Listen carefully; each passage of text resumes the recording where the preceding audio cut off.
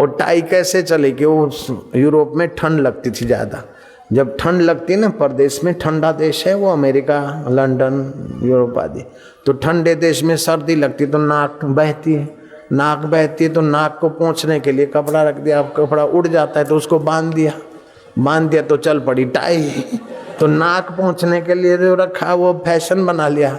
उधर तो सर्दी के लिए वो टाई चली, यहाँ तो सर्दी घुसती भी नहीं और नाक पोंछते गिरता भी नहीं कुछ, फिर टाई बांधने की क्या जरूरत है भाई। रुबाब मारना है खाली फालतू, अंग्रेजों का गुलाम दिखाना अपने को कि हम उनकी परंपरा के हैं। डॉक्टर शिवानंद साधु हो गए, अभी ऋषिकेश में उनका बड़ा संस्था है।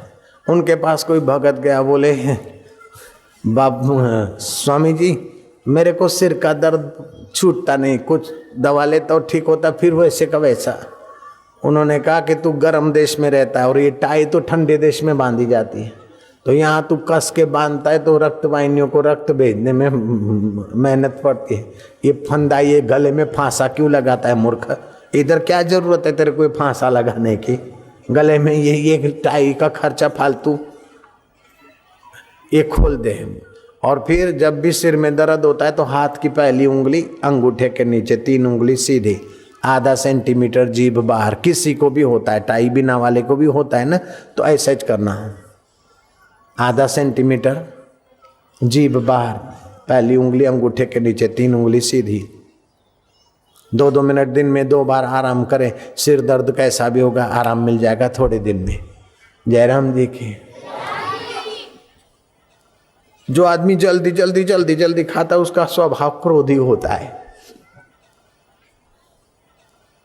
घड़ियाल सामने रखो और भोजन चबा चबा के खाओ 20 मिनट तक, 90% क्रोध शांत हो जाएगा। 10% जरा मैनेजमेंट के लिए फूंक मारने के लिए तो हम भी रखते, तो तुम भी रखोगे तो कोई बात नहीं है। नारायण हरि नारायण हरि। तो भगवान बोलते हैं अद्वेष्टा सर्वभूतानाम, किसी से द्वेष न रखो, सबके भले की भावना रखो, लेकिन चतुर बनना। कोई तुम्हारे धर्म को, आजकल तो क्या करते, आदिवासियों को पहाड़ी इलाकों में ले जाते, ट्रक बंद, गाड़ी बंद कर देते, फिर बोलते भगवान का नाम लो, अम्बा माँ का नाम लो, विठल का नाम लो।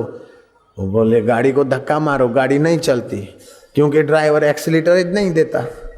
फिर बोले ये सब भगवान कच्चे झूठे, हमारा यीशु भगवान सच्चा है, उसकी शरण जाओ, हे यीशु भगवान हम तुमको मानते, ऐसा बोलो और धक्का मारो। उन बेचारे गरीब आदिवासियों को ऐसा बुंगला के, और फिर जब वो ऐसा बोलते तो वो एक्सीलेटर देता और गाड़ी चलती है। बोलो अब ये धर्म है कि धतिंग है, सच बताओ तुम लोग। ये आदिवासियों की सेवा है कि आदिवासियों का शोषण है, तुम ही बताओ भाई। नारायण हरि नारायण। हमारे यहाँ सूरत में धर्मपुर डिस्ट्रिक्ट में ऐसे लोगों ने अस्पताल खोली, फिर गरीब लोग दवा लेने को आए, उसको बुखार हुए तो सी विटामिन की गोली देवे। अब बुखार और सी विटामिन का कोई संबंध नहीं है। फिर बोले अम्बा माँ का नाम लेके खाओ, कृष्ण का नाम लेके, हमारे सब देवी देवताओं का नाम लेके उसको दवाई रोज रोज देवे, कुछ नहीं हुआ। बोले देखो तुम्हारा देव में दम नहीं है, अब हमारा यीशु भगवान को मानो तो बिल्कुल यीशु भगवान की दया होगी तो तुम ठीक हो जाओगे। तो आज यीशु भगवान को प्रार्थना करो। तो फिर यीशु भगवान को प्रार्थना करा के और फिर उनको क्विनाइन की इंजेक्शन देते और बुखार की गोली देते, उसको ठीक हो जाता है। अब ठीक तो गोली से होता है और भूत घुसेट देते।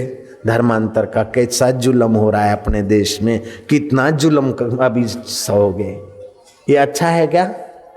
तो अपने अपने इलाकों में सावधान रहो। आपके हिंदू भाइयों को भोलों को लोग भी धर्मी बना दे, फिर उनके बच्चे तुम्हारे दुश्मन हो जाएंगे। जयराम जी की। फिर आपस में लड़ मर के कैसे, पहले ही हमने बहुत कुछ सहा है, पहले ही बहुत जुल्म सहा है, अभी भी अगर ऐसे ही होता रहा तो हमारे देश का क्या हाल होगा।